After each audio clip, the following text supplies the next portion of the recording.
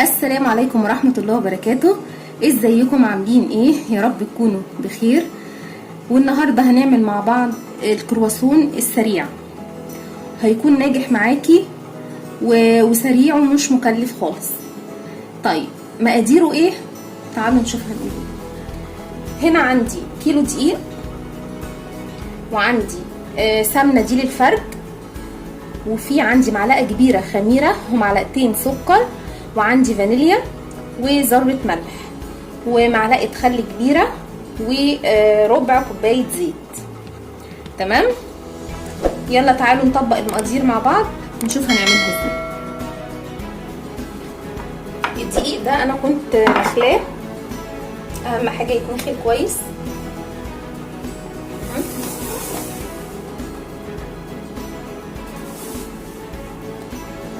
هبعد بس السمنة، مش هحتاجها دلوقتي. هحط المكونات الجافة كلها على بعضها، وهحط الفانيليا عشان بتدي ريحة حلوة للخبز.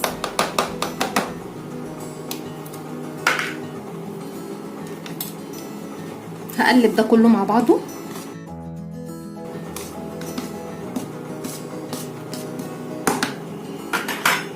هحط كوبايه ميه، احنا هنعوز كوبايه ونص ميه، يعني انا جايباها على العجن ده على حسب. تمام، فانا هحط اول كوبايه كبيره،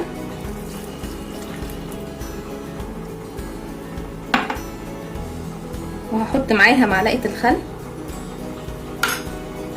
وهبتدي اعجن. بسم الله.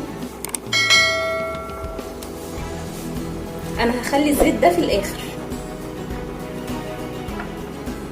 احط النص كوبايه التانية،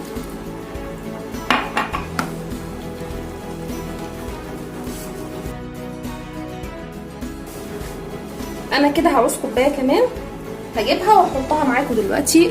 هشوف هاخدها كلها ولا لا. هزود ميه، وهقول لكم الكيلو خد مني قد ايه بالظبط ميه.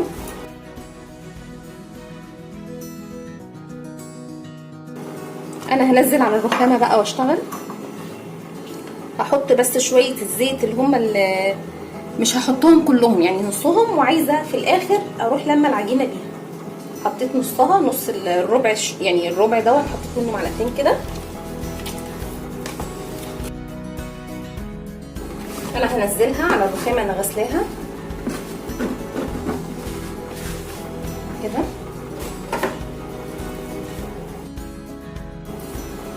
انا هعجن فيها لما تخلص وهرجع لكم تاني. على العموم هي العجينه مش هتاخد ميه، هي خدت مني يعتبر كوبايتين كبار، عشان انا بقيت الكوبايه ما خدتهاش اهي. انا حطيت في الاول كوبايه ونص، وحطيت نص دلوقتي، يبقى هي كوبايتين. دلوقتي انا عجنتها، بس بفتحها كده لاني عايزه احط بقيه الزيت. الحركه دي اللي هي شويه الزيت اللي انا حطيتهم في الاخر، علشان بيخلي العجينه ناعمه اكتر.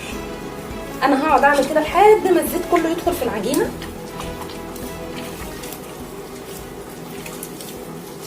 يعني انا عجنتها خلاص، المفروض ان انا كنت المها واسيبها تخمر، بس الحركه اللي انت بتعمليها دي، اللي هو حته في اي مخبوزات حته سمنه او حبه الزيت اللي انا هحطهم في الاخر، بيخلي العجينه بتاعتك ناعمه وحلوه.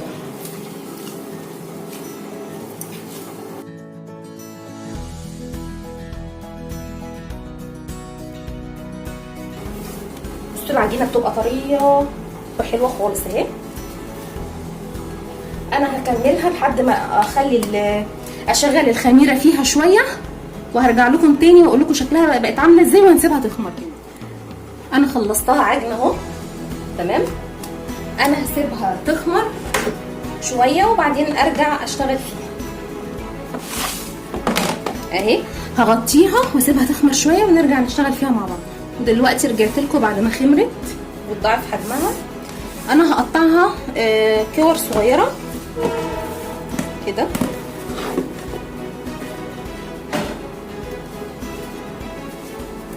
اهي، اتضاعف حجمها. انا هقطعها كور كده.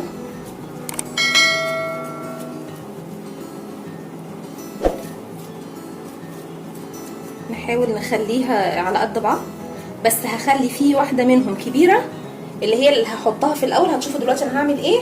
2 كبار والباقي كله قد بعض.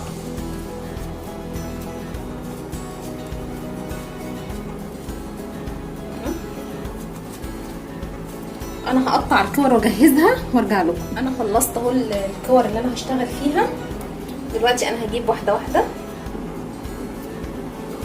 اول واحده انا عملتها عشان تكون ريحت، وهبدا ان انا افردها.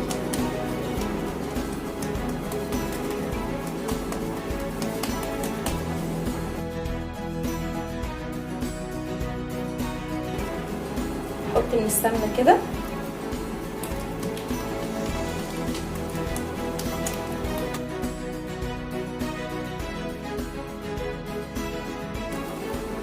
بصوا هرش عليها شويه سكر.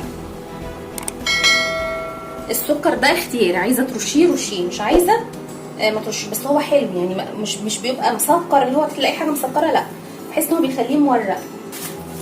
فانا هحطه على صينيه. انا حاطه عليها كيسه كده، لاني انا بعد ما هحطها رقات فوق بعض هدخلها التلاجة.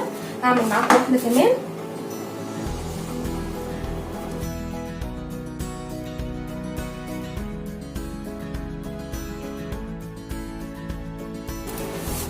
انا حطيتها هنا اهو. تمام.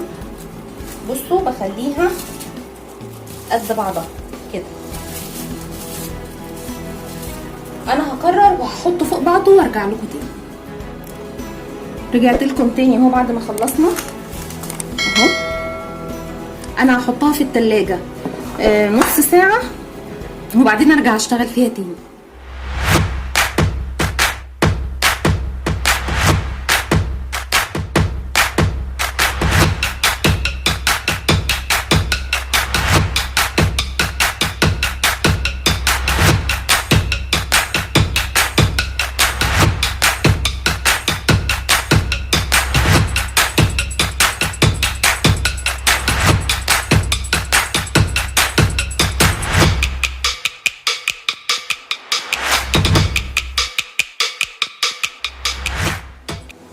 ودلوقتي رجعت لكم بعد ما العجينه قعدت معايا في التلاجة شويه. ريحت.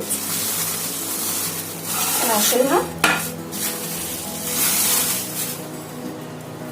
اهي. هبتدي بقى ان انا افرد فيها.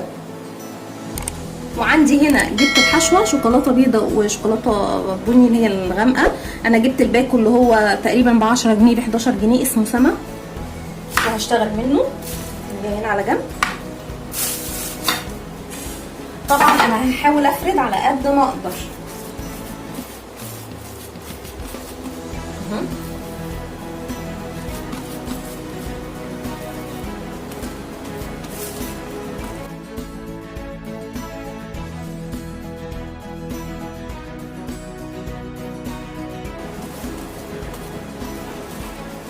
انا هقطعها زي البيتزا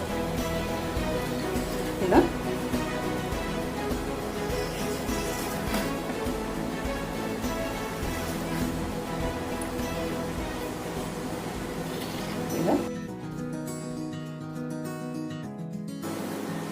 تمام. انا هوريكم بقى هحشيها ازاي كده. نعمل فتحه صغننه كده من النص. نجيب الحشوه بتاعتي.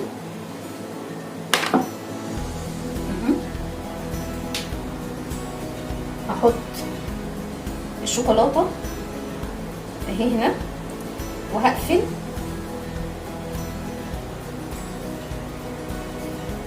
وهبرم كده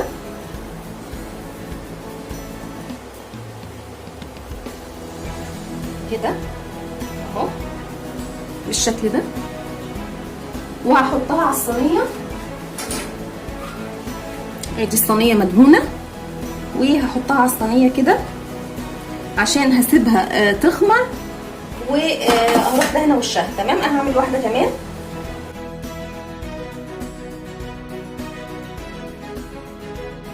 ونحط دي تحت اللي هي عشان ما تبقاش طالعه واقفه كده وهي مستويه. فاحنا هنحطها تحت في الصينيه كده. انا هخلص الكميه بتاعتي وهرجع لكم تاني. دلوقتي انا خلصت الكميه اللي عندي، فانا هدهن وشها. انا عملت بيضايه كده وحطيت عليها فانيليا، هي كانت عندي من حاجه انا كنت عاملاها قبل كده، فانا بصراحه ما رميتهاش، فهعمل بيها وهدخلها الفرن على درجه حراره 200، وهشغل الفرن، هحطها على الشبكه وهشغل الفرن تحت وفوق، تمام. وبعد ما تطلع هروح مديالها بختين ميه واغطيها، وبعد كده هوريها لكم. انا هدهن كله وهدخله الفرن وارجعها لكم بعد ما تكون استوت. ورجعت لكم بعد ما سويتها. انا عملتها على درجه حراره 200 وشغلت الفرن والشوايه مع بعض. انت لو ما عندكيش شوايه شغلي الفرن تحت، واول ما هتلاقي اول ما تلاقيها خلاص كده استوت من تحت، هتشوفيها بسن السكينه كده من تحت، هتلاقيها احمرت شويه، روحي ايه مشغله الشوايه، تمام. هي اخدت قد ايه في الفرن؟ هي اخدت عندي حوالي تلت ساعه اهي.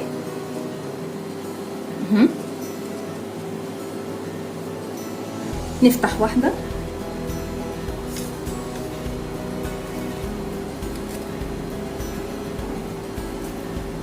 انا حشيها شوكولاته من جوه. بصوا برضو التوريقه بتاعتها باينه وطريه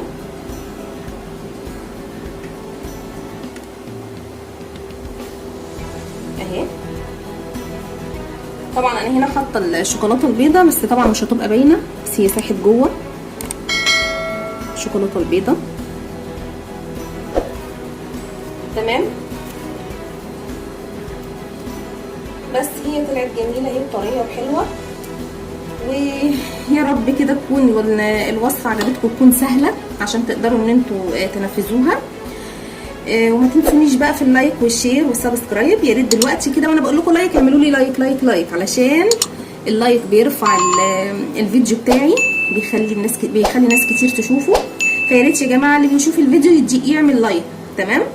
ما تنسونيش بقى وتفعيل الجرس عشان يوصلكم مني كل جديد. ويا ريت تنزلوا تدخلوا على صندوق الوصف تحت، هتلاقوا لينك صفحه المطبخ على الفيسبوك، وهتلاقوني هناك منتظراكم وعايزه اشوف تعليقاتكم هناك. والسلام عليكم ورحمه الله وبركاته، في فيديو جديد ان شاء الله.